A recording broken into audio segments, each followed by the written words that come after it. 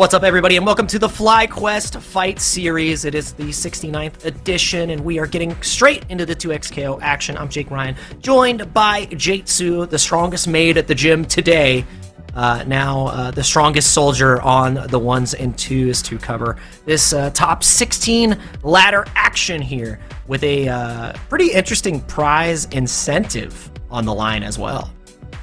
Yeah, I know you guys have been seeing some characters pretty frequently in certain 2xKO brackets, which is to say, without all the sugarcoating that I'm like putting on the sentence, you guys do not want to see any more of Echo. And FlyQuest has heard you guys, so there's actually a $50 bonus prize spot for the highest placing non-Echo team. So I think even if you swap into them like once during the top 8, I'm assuming we're gonna try and keep a Hawkeye out there and see like no cheating out of the $50 here. You can't swap over to a non-Echo team for one game and try and claim that prize. So hopefully that gives us a little bit more variety as once again we're heading into that top 16, waiting for all those things to be settled over on the side. But speaking of the top cuts as well, we got some pretty hefty prize pools as well. So this top 4, right, 4th place is going to get $80, 3rd place is the 120, the 2nd place is going to get a solid $200, but of course that grand finals is kind of going to be that $200 money match with that final prize of $400. So definitely a lot to fight for over here on this fine Halloween.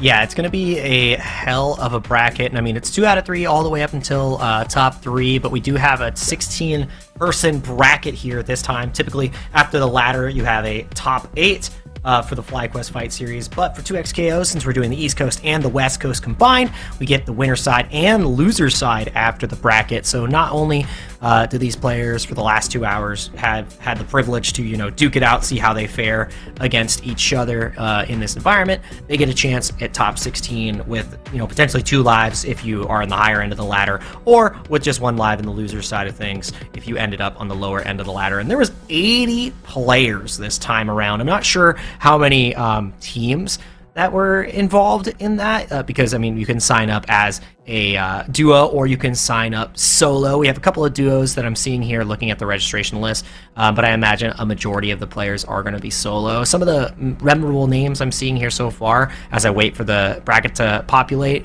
Yada, incredible Yasuo Echo player, Hikari as well. You have Zane, who has the Ari Teemo. I think he's like $50 for a team I already play. That's incredible, right? Like I think he's my favorite, especially after winning TNS yesterday.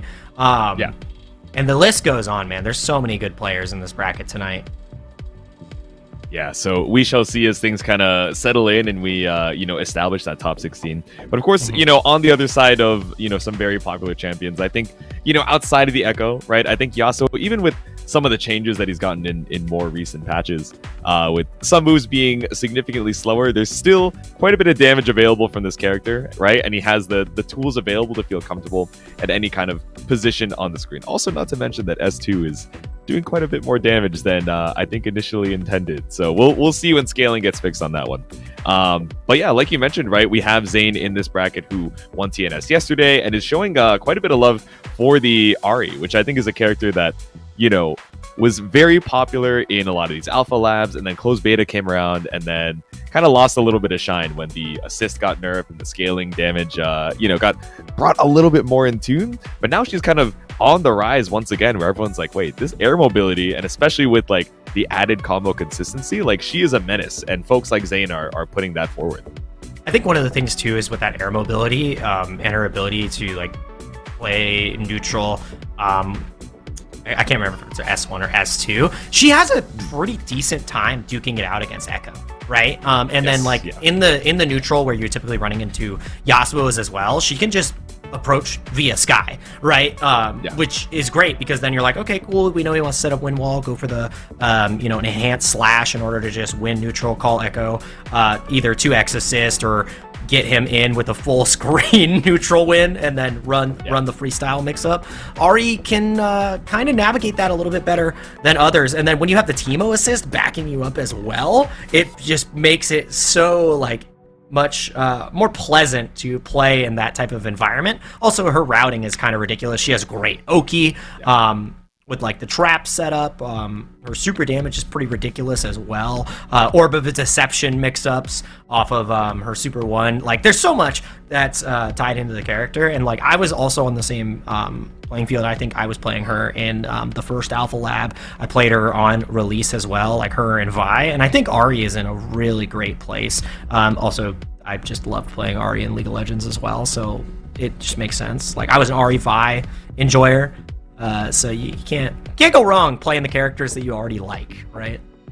That's what I'm saying. I am also currently an Ari main.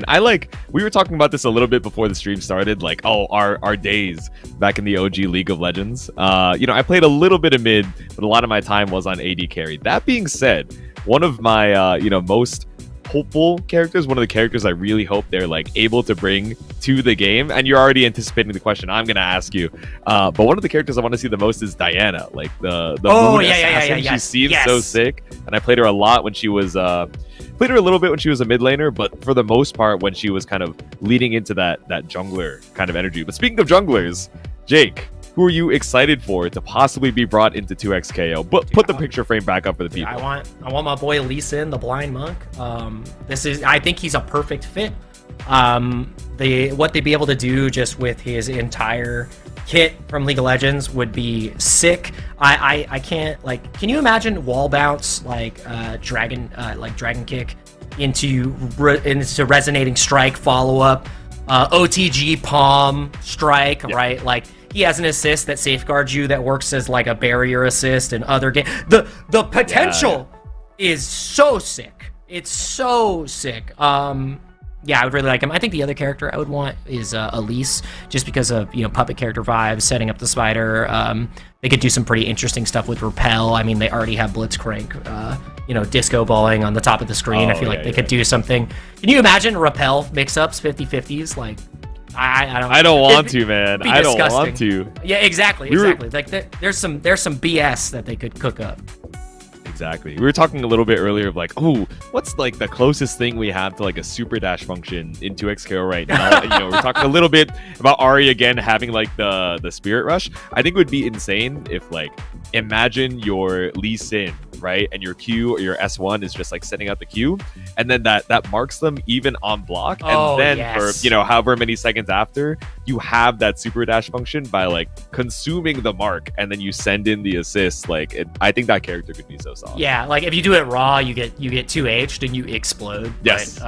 But if you call an assist, like you jail and then you get to go for a mix-up depending on how you land. I think that'd be pretty dang interesting. But yeah, there's so much cool stuff that could be cooking. I mean, we just saw the art spotlight that the 2XKO team did on Katarina. I think another character that would really thrive in this system. Terrified of how powerful she could be, because laying daggers that you can either pick up to like add more plus frames, I would imagine, or teleport to, seems kind of ridiculous. But we've already seen, after image shenanigans with Echo, like how strong and potent and debilitating that can be as you're trying to defend. So I mean, sky's the limit. But imagine that with more left rights as well, and then she can throw that dagger full screen, right? So a lot to think about. I think